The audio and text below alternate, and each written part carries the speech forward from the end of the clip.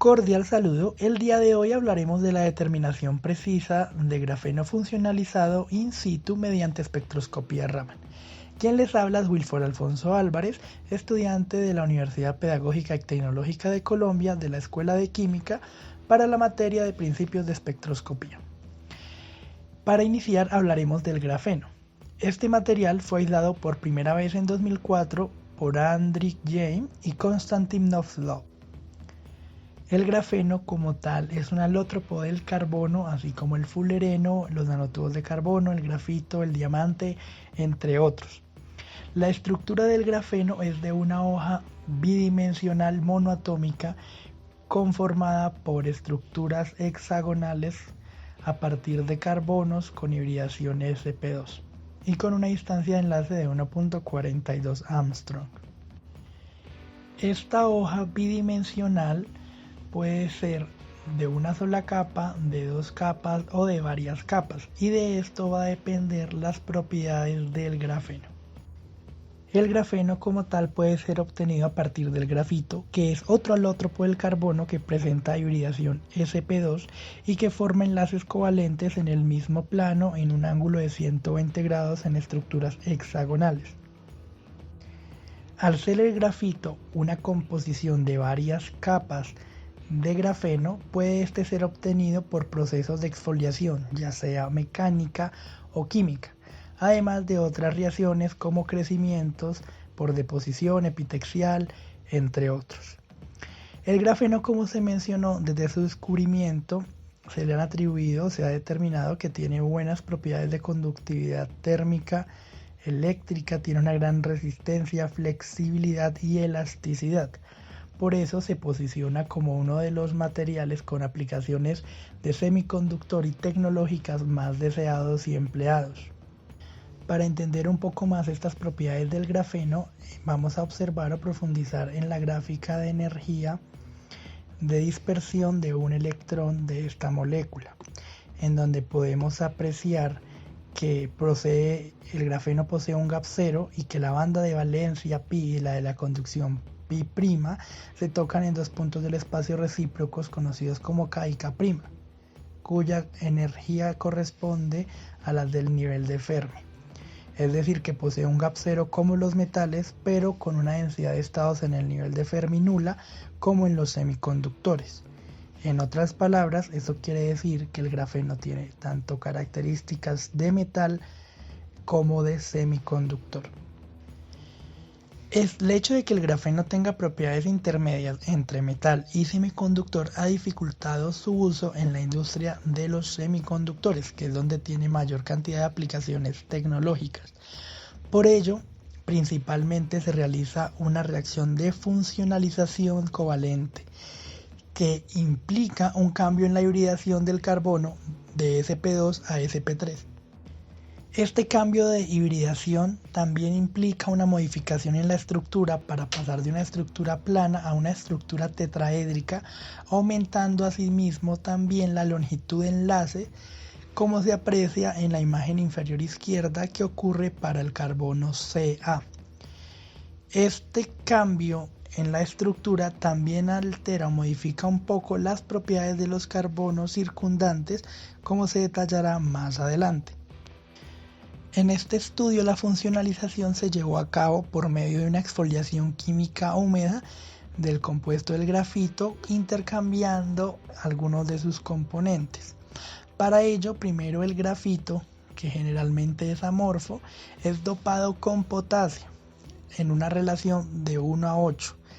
un potasio a 8 carbonos. Este dopaje permite una mejor estructuración y alineación de las diferentes láminas del grafito en el plano. Luego de ello se realiza un tratamiento con un electrófilo, en este caso el agua, para que de esta manera se genere una hidrogenación de la estructura. Esta reacción va a ser dependiente del tiempo de exposición y de la concentración del agua. Para tener mayor claridad del proceso, se hizo un estudio sistemático del grafito dopado con potasio expuesto a hidrógeno, oxígeno y al agua para poder determinar si ocurre un proceso de hidratación y de oxidación a partir de los gases diatómicos. Los resultados que arrojaron es que alcanza a existir una hidrogenación y asimismo una hidroxilación, probando que esta es una reacción no controlada y que por tanto podemos alterar la estructura permanente del grafito y en este caso del grafeno, y que esto depende generalmente del tiempo de exposición o del tiempo de reacción de la misma. Hacer una reacción no controlada y no específica requiere de un sistema de vigilancia que permita ver el grado o entender el grado de funcionalización del grafeno que se ha llevado a cabo. Por ello, en este estudio se emplea la espectroscopía Raman in situ para controlar este proceso de funcionalización. Para entender un poco mejor este sistema de supervisión de la reacción de funcionalización del grafeno, entraremos a los detalles y principios de la espectroscopía Raman. En la espectroscopía Raman nos basamos no en fenómenos de absorción o emisión de radiación, sino en la dispersión de esta radiación electromagnética. En la gráfica apreciamos cómo un fotón o un láser emite fotones a una misma longitud de onda y estos son dispersados. Si esta dispersión es elástica, es decir, que conserva la longitud de onda o la longitud de la onda del fotón que es emitido y es dispersado es la misma, se habla de una dispersión de Rayleigh,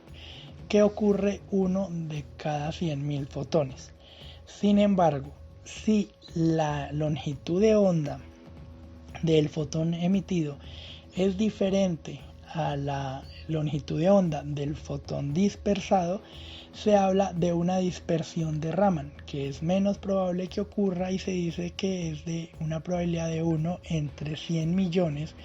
de fotones.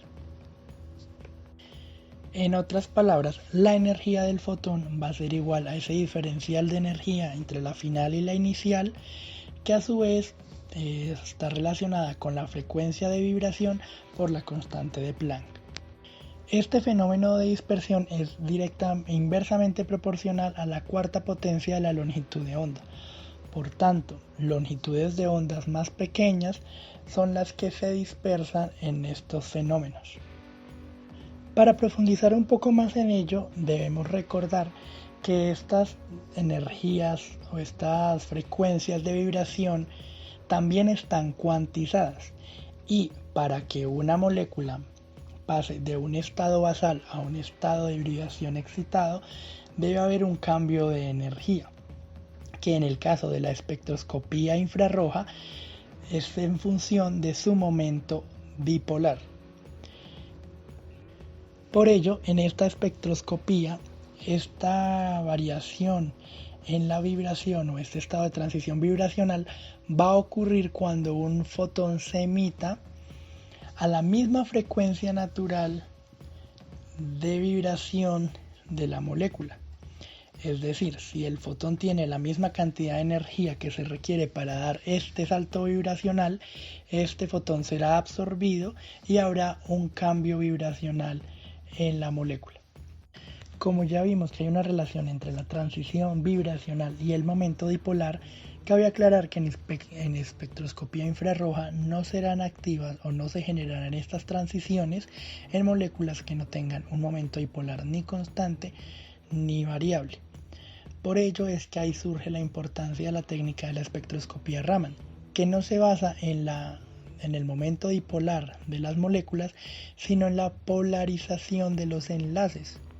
Ahí es donde toma fuerza la espectroscopía Raman, que no se basa o que no está directamente relacionada con el momento dipolar, sino con la polarización o polarizabilidad, que se entiende como la facilidad con que un campo eléctrico puede inducir un momento dipolar en un átomo o en una molécula. Como estamos hablando de fenómenos vibracionales, hay que entender otros principios que rigen estos fenómenos, como son la geometría molecular, que nos permite saber cuántos estados de vibración tiene una molécula y que están regidas para 3n-5 en el caso de moléculas lineales y 3n-6 para moléculas no lineales.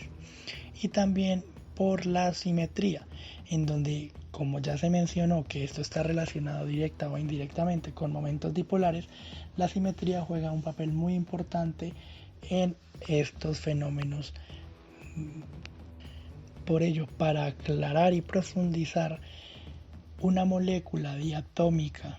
como el hidrógeno o el oxígeno que no tiene un momento dipolar no será activa en espectroscopía infrarroja, pero al poder tener un momento dipolar inducido será activa en espectroscopía Raman. Por ello es que es muy importante y muy complementaria esta técnica frente a la de espectroscopía IR. Además, en el caso de moléculas que no solamente son monoatómicas, sino altamente simétricas, como en el caso del grafeno, no se espera una posible caracterización por espectroscopía IR, pero sí se puede hacer por medio de espectroscopía Raman, porque al ver o detallar un poco más el equipo entenderemos mejor la aplicación de la técnica. Esta técnica emplea láseres de una longitud de onda específica y con una intensidad que puede ser variable. Esta longitud de onda pasa por diferentes circuitos de lentes y a través de un divisor de haz que irradia la muestra. Esta, como ocurre un fenómeno de dispersión que nos va a cambiar la energía con la que el fotón es dispersado,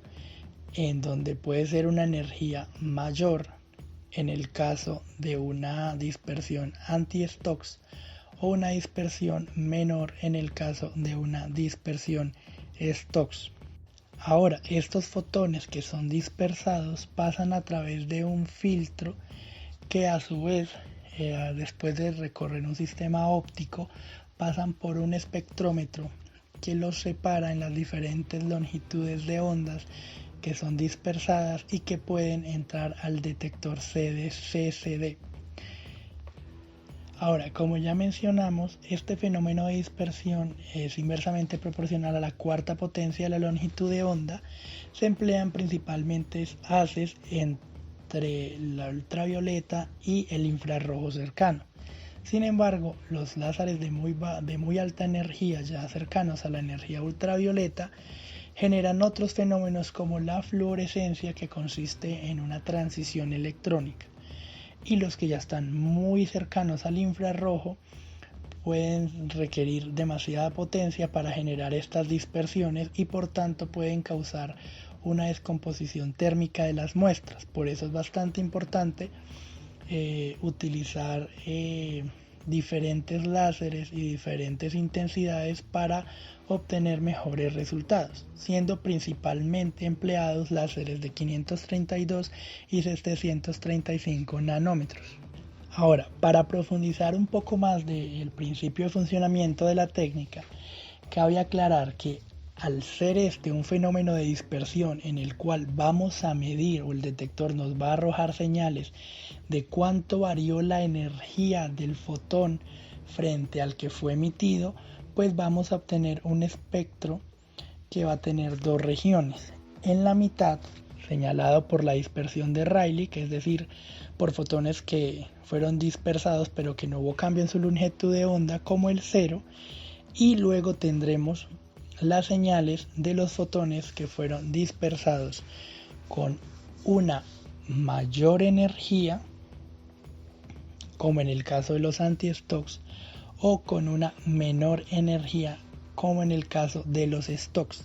También cabe aclarar que estos fenómenos de Stokes ocurren con más frecuencia o con mayor probabilidad que los anti-Stokes y por eso sus intensidades son mucho mayores. También cabe mencionar que estos fenómenos de dispersión anti-Stokes ocurren porque el fotón puede encontrarse con moléculas que estén en un estado excitado vibracional. Por tanto, con el objetivo de regresar a un estado de menor energía, brindarán mayor energía a este fotón y este tendrá a la final una longitud de onda menor a la del láser emitido, una mayor frecuencia y una mayor energía. Ahora, si retomamos a nuestro experimento y vemos el montaje, podremos apreciar que esta reacción de funcionalización ocurre a condiciones muy controladas de ultra alto vacío en atmósferas inertes de argón con pequeñas concentraciones tanto de hidrógeno y de oxígeno así como de agua para evitar que la reacción sea muy rápida y dañe completamente la estructura de capa bidimensional plana del grafeno. Para ello,